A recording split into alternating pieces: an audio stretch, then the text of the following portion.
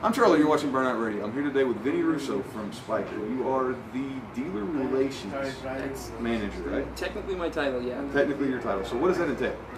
A little bit of everything. My primary focus is what they call after sales, which involves technician training, warranty approval, basically anything having to do with the owner's post-purchase of the car. Okay, so if an owner has a problem, you handle it? Yeah, essentially, yeah. And from what we were talking about last night at the unveiling of the C8 Aileron here at Spyker of Houston, these cars don't have a whole lot of problems. No, they essentially don't, and it comes from the simplicity of the cars being built. There are no electronics in the car that you're used to with most cars. I mean, for instance, the Bugatti Veyron's got 27 different computers built into that car, and you know, we don't even have traction control in our cars. So they're essentially built to be a very raw driving experience, which makes them very, very simple, easy to work on. And it kind of shows in the design of the car. You guys have an exposed shifter linkage, which I think is just absolutely stunning. You guys, instead of having buttons and knobs and stuff, you guys have actual aircraft-inspired switches. Yeah, and those are actually aerospace quality switches. They run almost $50 a piece, the founder of our company spent over a year looking at hundreds of different switches to get the sound and the feel that he wanted to, just like you would be in an aircraft. And the exposed linkage that you see on the car is inspired by the old fighter planes during World War I that we used to build. So it's meant to look like the control of an aircraft, and so that is part of all of it. Okay, so with the exposed shifter linkage, I mean, that kind of, like you're saying, it goes back to the early days of Spyker, back in World War I, when you guys were actually an aircraft manufacturer. Yeah. Can you tell me a little bit about that? The company was founded in 1898 by two brothers that were engineers, and they coach-built cars, and then in 1914 we merged with an aircraft manufacturer and kind of started part of the heritage of our company. We built fighter planes for the Allied forces during World War I, and then in 1925, when the war ended, or shortly after the war ended, the company went and folded and went out of business. And then in 2000, the current version of the company was resurrected by Victor Muller, who was our founder and CEO, and he introduced the C8 Spyder to the world in 2001. So with the C8 Spyder, you guys, in the last generation, you guys were more inspired by using more of a traditional World War I style biplane as kind of the inspiration for the design, with the propeller wheels, the kind of old school gauges on the dash, that whole aircraft inspired thing, and even going as far as using aluminum everywhere in the car, which is, I think, it's a wonderful idea. Today, we get assaulted by carbon fiber everywhere. Yeah. You guys, not that there's anything wrong with carbon fiber, but the flavor of our company, part of the soul of the car, the aluminum lends to feel more of a vintage kind of feel, and the carbon fiber serves its purpose in modern days.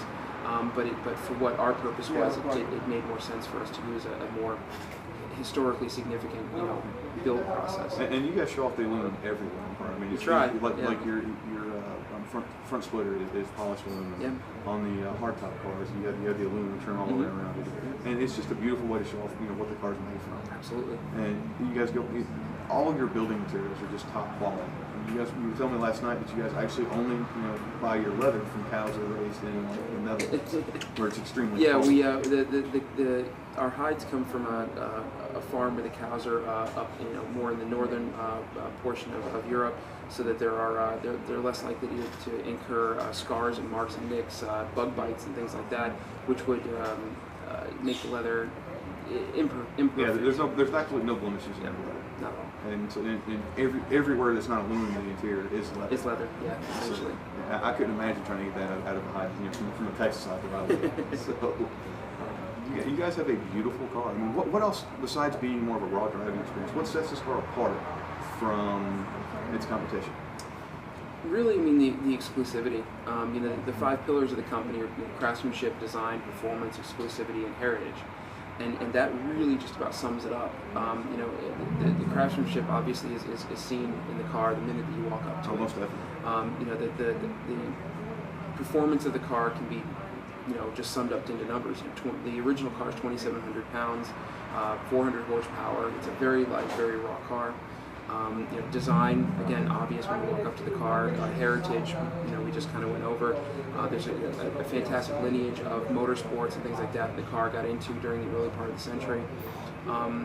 So, and then the exclusivity. I mean, you're looking at a company that we built under 300 cars worldwide. There's less than 80 here in the United States. So it's not a car that you're going to pull up to Starbucks and see 3 other ones, there. Definitely. And part of our owners, most of our owners actually have multiple cars in their collection. So it's a car that they like to add to their collection and kind of complement the rest of the high performance, rare, high-end exotic cars that most of them have. You guys have definitely accomplished all 3 of your goals, or all 5 of your goals with this car. Yeah. I mean, this is the first time I'm actually coming to Spyker. It's the first time I've actually seen a Spyker in person. Yeah, and you get to see like 6 last night. Yeah, all at of once. course, the C8 Aileron being unveiled. I mean, it's beautiful. Now, you guys have stretched the wheelbase from the C8 Aileron. Is that to accommodate for the automatic transmission that you guys are offering? Yeah, that was one of the main reasons. The short wheelbase car physically couldn't fit the automatic transmission. It's a larger unit. It would essentially stick out the back.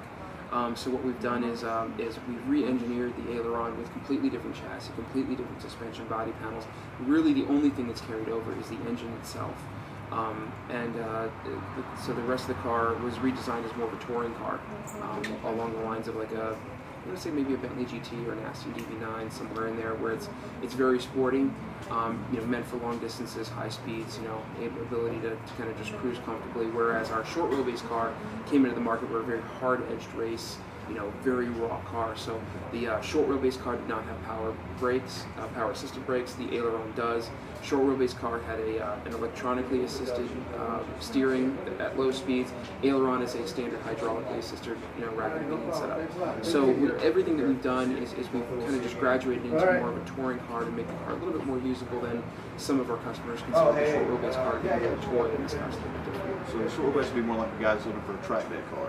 Yeah. And then the Aileron is more for somebody who's looking for that like you say, that touring car. Yeah, I mean, I don't want to say every day, but I guess it would be possible. I mean, depending on the owner's personality, if they could handle driving a car like that much attention every day, it would be able to be taken. Well, it's definitely a attention grabber, especially in the mornings.